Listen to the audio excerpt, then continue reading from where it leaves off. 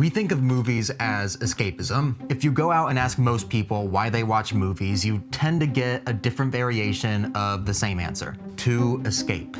To be transported into another world, a world where the day-to-day problems of everyday life don't exist. And escapism is the explicit goal of most mainstream movies made today. But then there are other movies that don't exist as pure escapism, that aren't there to just distract you from your day-to-day problems. In fact, the goal of those movies is probably to get you to confront those problems. That's the kind of movie that Joachim Trier, God, I hope I'm saying that right, has managed to forge a career out of making. And it's the kind of movie that his most recent film, Sentimental Value, happens to be. This movie touches on themes that are so human and so deeply relatable that it officially ruined my night. This is not what most people would consider to be a good experience. This is not entertainment for a normal person. And yet, I have already purchased another ticket to see the movie again. Why am I doing this? Come to think of it, why does anyone do that? Why is there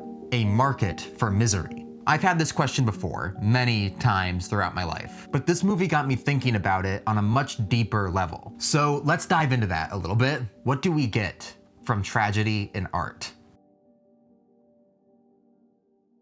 I don't feel comfortable calling what I'm doing here a deep dive. I'm just a filmmaker. I'm not a philosopher, a psychologist. I don't know things, basically. But I do think it's a really interesting topic, and I feel comfortable enough to approach it from the perspective of a filmmaker. Not sure how useful that actually is, but let's just go with it. Childhood trauma, loneliness, old age, detachment from oneself, thoughts of suicide. These are just a handful of the themes that Sentimental Value touches on. Yeah, it doesn't sound like the feel-good movie of the year, huh? It's funny because if you watch the trailer for this movie, it implies a tone that's a lot more upbeat. And I mean, it's not uncommon, I guess, for a film to be misadvertised. A24 does this all the time. Some things are just kind of a hard sell, especially to American audiences. And the fact that this movie requires you to read subtitles already alienates like 95% of the US population.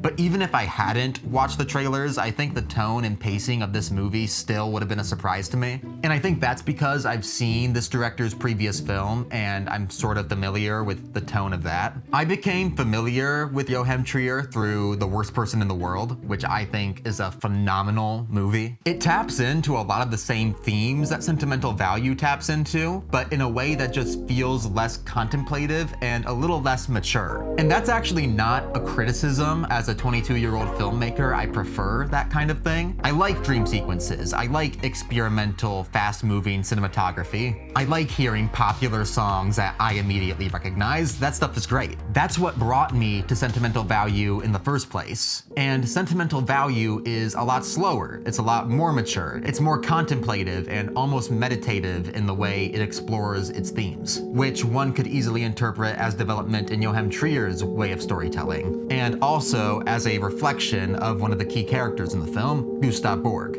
Gustav Borg, there it is. Played beautifully by Stellan Skarsgård. Borg is an aging director who's trying to film what is probably his most personal project, one that he's been working towards for his entire life. The film is so personal to him that he feels the only person who can play the lead character is his eldest daughter, Nora, a theater actress who wants nothing to do with her father because she's still struggling to get over the trauma of him leaving when she was young. He left the family and it messed her up. Yeah, doesn't this movie just sound more and more appealing the more I talk about it? Like I said before, trauma, specifically childhood trauma, is a pretty consistent theme here. Nora and her sister Agnes are the most apparent examples of it in the film, but it's implied that Gustav also suffers from childhood trauma on account of his mother's suicide, which happened when he was 7 years old. A suicide that likely stemmed from the torture his mother experienced when she was in a German prison during World War II. By the way, most of what I'm talking about here took place in the same house. In the movie, there's this house that the characters all grew up in. Nora and her sister Agnes, their father before them, Gustav's mother.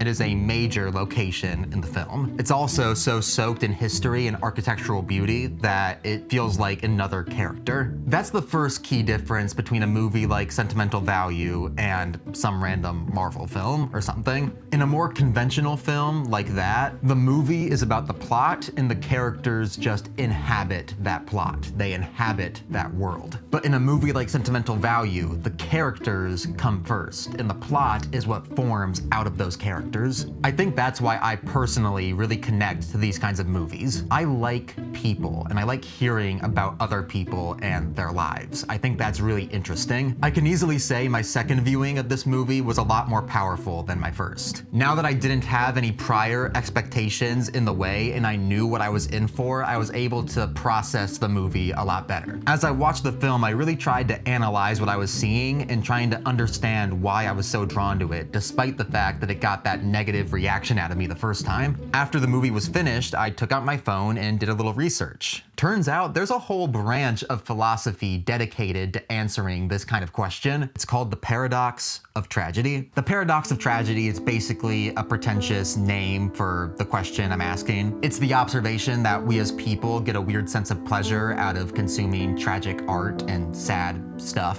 Here's a quote about it from David Hume. David Hume, not Loom, Hume. I thought it was Loom, but yeah. He's a dead guy you don't care about. Here's what he said. "It seems an unaccountable pleasure which the spectator of a well-written tragedy received from sorrow, terror, anxiety, and other passions that are in themselves disagreeable and uneasy. The more they are touched and affected, the more they are delighted with the spectacle. And as soon as the uneasy passions cease to operate, the piece is at an end." Okay, so that was a lot of words. It was the 1700s. Brevity had not been invented yet. I think the reason for this can be summed up in one simple word. One simple word that perfectly captures the feeling that we all experience when we see something sad play out in a work of fiction.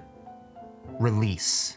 We feel a sense of release. Whether we choose to admit it or not, we all walk through life with a level of anxiety and even fear over the things that we can't control. The weight of that anxiety varies from person to person, but it's all there.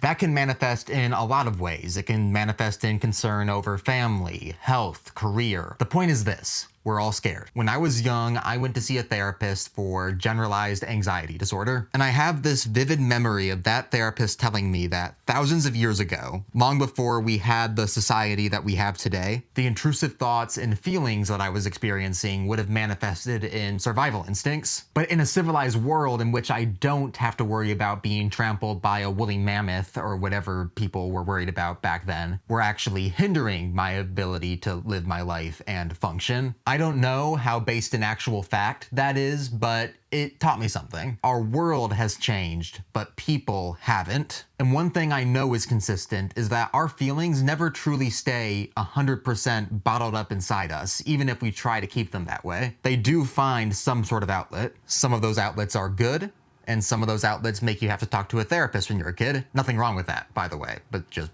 not preferred. I think our creation and consumption of tragic art is one of those outlets. It's how we release all that primal fear and anxiety that's wired into our animal brains. When I go into a dark room and watch a movie like Sentimental Value, I'm not doing that to escape my fear, but to release it. To allow all that fear to just run through my veins and hopefully dissipate. This is a deeply rooted human need that I don't think can be alleviated by watching a comedy or an action film. That's not to say that kind of media doesn't have its place. It definitely does. Sometimes it really does feel better to just escape. But as I've gotten older and as I've experienced more life, I've found that the distractions don't help me as much as they used to. Because I've found that I really don't want distractions from my problems. I want to be confronted with them, because if I'm confronted with them, then maybe I can start finding solutions to them. And maybe I won't. Maybe looking for solutions to your life problems in stories and media is a bad idea. Maybe. But maybe in the proper doses, it isn't. Because I know that I've seen movies that have definitely helped me work through some things, and I'm sure you have too. And was it because that movie was just pure entertainment? Or was it because that movie challenged you a little bit? Maybe even made you feel this weird sense of sadness that you didn't know you needed to feel? If you feel like answering that question truthfully, please go ahead and do it in the comments, because I'm actually curious. Okay, so now that I've rambled about that for a little bit, it's time for me to somehow tie this all back into filmmaking. I don't know about you, but as a filmmaker, I want the stories that I tell to have impact. And I think in order for that to happen, understanding why certain narratives resonate with people is essential. So if you're a storyteller of any kind, I would definitely recommend you watch Sentimental Value. The fact that it's a movie that deals with a lot of really difficult themes, but is also very overtly about art and experiencing closure and release through art, makes it a really good case study as to how to use these themes to move an audience. And it's also just really good. So yeah, thank you so much for watching. I hope that was at least mostly cohesive, and that's cut.